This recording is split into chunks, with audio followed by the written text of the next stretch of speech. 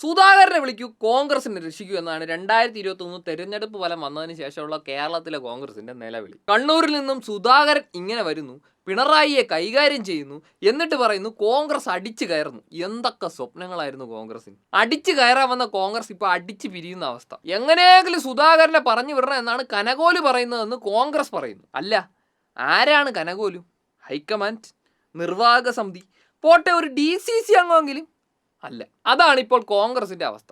കോൺഗ്രസിന്റെ ഓഫീസിൽ ഒരു കക്കൂസിന്റെ വാതിലിടുന്നത് വരെ ഇപ്പോൾ ഈ പറഞ്ഞ പുള്ളിയുടെ അഭിപ്രായം അനുസരിച്ചാണ് അത്ര. നെഹ്റുവിന്റെ കോൺഗ്രസിന്റെ ഒരു അവസ്ഥ. എന്തായാലും സുധാകരന്റെ കാറ്റ് പോകുമെന്നുള്ള കാര്യം ഉറപ്പായി.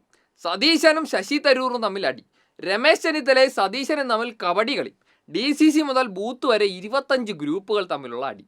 സുധാകരൻ പോയാലും വന്നാലും ഈ പൊളിഞ്ഞ സംവിധാനവും വെച്ചുകൊണ്ട് യുവന്മാർക്ക് ഒരു കാവറിക്കാൻ പോലും പറ്റില്ല. ഇതിങ്ങനെ ഒരു ലൂപ്പ് പോലെ നടന്നുകൊണ്ടിരിക്കും. പക്ഷെ കോൺഗ്രസ് രക്ഷപ്പെടില്ല.